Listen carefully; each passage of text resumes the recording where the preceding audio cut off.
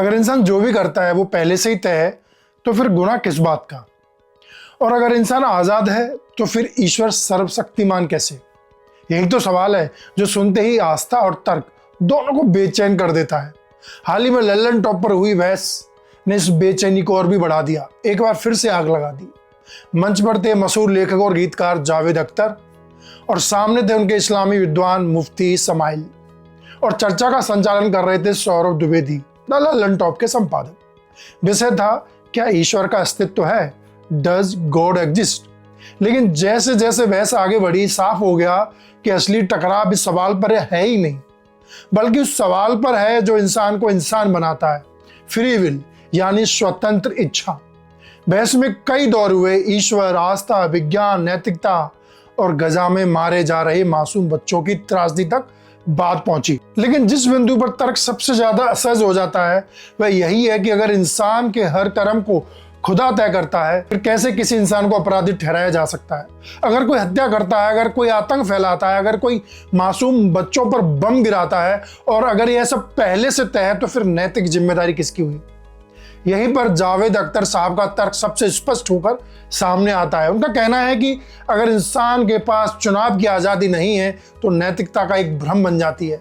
सजा, पुरस्कार, पाप, पुण्य, इन सब का कोई मतलब नहीं रह जाता, क्योंकि जब इंसान वही कर रहा है जो उसे करना ही था, तो फिर दोष किस बात का? यह तर्क किसी धर्म के खिलाफ नहीं, बल्कि नैतिक दर्शन के पक्ष में खड़ा होता है।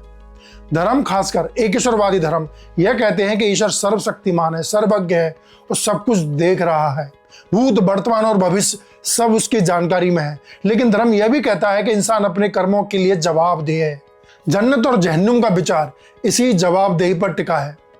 यहीं से विरोधाभास शुरू होता है। अगर भविष्य तय है तो दुआ का क्या अर्थ है? अगर दुआ असर करती है तो भविष्य कैसे तय हुआ? यह सवाल नया नहीं है। यह सवाल इंसान ने तब से पूछा है जब उसने सोचना शुरू किया। प्राचीन यूनान में अरस्तु ने कहा था कि नैतिकता वही संभव है जहां चुनाव की स्वतंत्रता हो।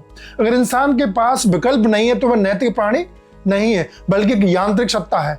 इसी तरह सुकरात के संवादों में बार बार यह बात आती है कि ज्ञान और चुनाव दोनों मिलकर ही इंसान को जिम्मेदार बनाते हैं। ईसाई दर्शन में संत ऑगस्टीन ने इस समस्या को जूझते हुए कहा था कि ईश्वर सब जानता है, लेकिन वह इंसान को पाप करने के लिए मजबूर नहीं करता। यानी ईश्वर का जानना और इंसान का करना एक ही चीज नहीं है।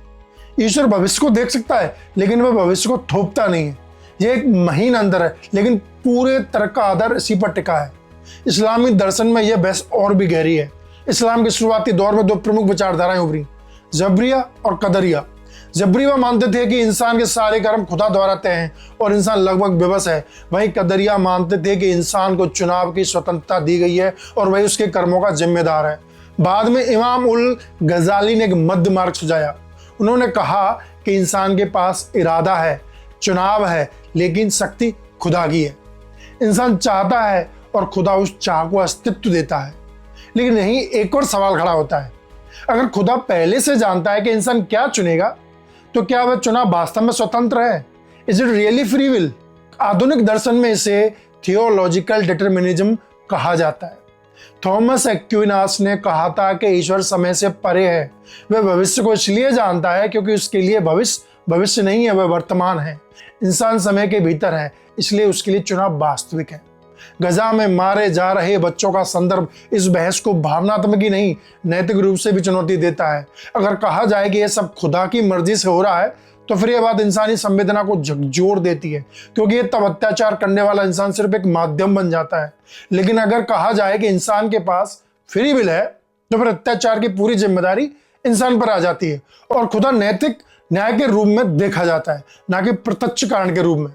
आधुनिक दार्शनिक जॉन पॉल सार्त्र ने कहा था, ईश्वर को एक तरफ रखकर साफ कहा कि इंसान पूरी तरह आजाद है और इसी आजादी का बोझ उसे डराता है। उनके शब्दों में कहें तो मनुष्य स्वतंत्र होने के लिए अभिशप्त है, यानी हमारे पास कोई बहाना नहीं है। हम जो हैं अपने चुनावों की वजह से है। Whatever we are just because of our choices, decisions। लेकिन धार्मिक व्यक्ति के लिए निष्कर्ष स्वीकार करना आसान नहीं है, क्योंकि तब ईश्वर की भूमिका सीमित हो जाती है। इसी वजह से कोई विद्वान यह मानते हैं कि फ्री विल और डिवाइन नॉलेज एक साथ अस्तित्व में रह सकते हैं, भले ही हमारी बुद्धि उस संबंध को पूरी तरह समझ ना पाए। ललन टॉप की इस बहस की सबसे बड़ी उपलब्धि यही, इसने सवालों को लोकप्रिय मंच पर ला दिया। यह बहस जावेद अख्तर बनाम मुफ्ती समाइल नहीं थी, यह नास्तिक बनाम आस्तिक की लड़ाई भी नहीं थी। यह उस बुनियादी प्रश्न की बहस थी, क्या हम अपने कर्मों के मालिक हैं या किसी अदृश्य शक्ति स्क्रिप्ट लिख रही है और हम उसके पात्र हैं। शायद इस सवाल का कोई अंतिम जवाब नहीं है, लेकिन सवाल पूछना तो जरूरी है, क्योंकि जिस दिन इंसान सवाल पूछना बंद कर देगा उसी दिन वह या तो कट्टर आस्था में फंस जाएगा या ठंडे निहिलिज्म में। दरअसल फ्री विल की बहस हमें विनम्र बनाती है, हमारे ज्ञान के सामने भी और हमारी आस्था के सामने भी।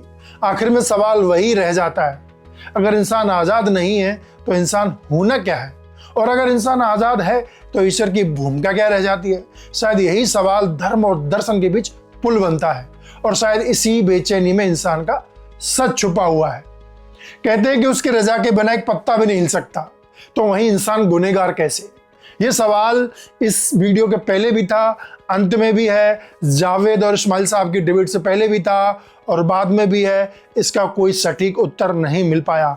मैं व्यक्तिगत तौर पे क्या सोचता हूँ, मैं आस्तिक हूँ, नास्तिक हूँ या उदासीन हूँ, जिसको एग्नोस्टिक कहा जाता है। एक तरफ थीस्ट है, एक तरफ एथिस्ट और बीच में एग्नोसिस्ट भी होते हैं। किस तरफ ये इशारा करता है कि अगर उसकी रजा के बिना एक पत्ता भी नहीं हिल रहा है तो जो मैं कुछ भी कर रहा हूँ वो मैं कैसे कर रहा हूँ अपनी मर्जी से, अपनी फ्री विल से, तो वो मैं कर नहीं रहा हूँ।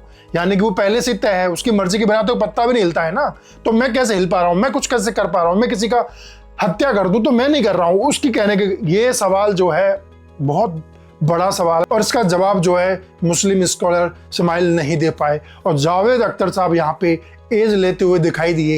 एक तरफ जो लोग हैं समाइल साहब की वाहवाही कर रहे हैं कि उन्होंने साबित कर दिया कि खुदा है, उधर दूसरी तरफ कुछ नास्तिक लोग हैं कि नास्तिकों की संख्या जो है कम है, वो कह रहे हैं जावेद साहब चाह गए, उन्होंने मजा डाल दिया। लेकिन जावेद साहब इस बहस में थोड़े से शारीरिक ऊर्जा के तौर पे कम दिखाई दी। उनकी उम्र भी है, उनके हाथ भी कांप रहे थे, लोग मजाक उड़ा रहे हैं। अगर आप भी इस उम्र में आओगे ना और आप खड़े होकर बात कह पाओगे तो मैं आपको मान जाऊंगा। जावेद साहब अपनी बात कह रहे हैं, उम्र का तकाजा है, हर बुजुर्ग व्यक्ति के हाथ और पैर कांपते हैं बोलते हुए, तो वो भी जावेद साहब के साथ हो रहा है। वो डर की वजह से नहीं कांप रहे, उनके कोई भी वीडियोस देख लीजिए, उनके हाथ कपकपाते हैं, वो डर से नहीं कपकपा रहे थे, बेचैनी से नहीं कपकपा रहे थे। उनके साथ ही होता है, बुजुर्गों के साथ ही होता है, तो किसी का मजाक मत उड़ाइए। अगर आपको उत्तर तलाशने हैं, आपको अभ्यास करना है इन संगोष्ठियों का, तो आप भी उतर जाइए मैदान में और कमेंट करके बताइए कि आपका क्या मानना है। Thank you.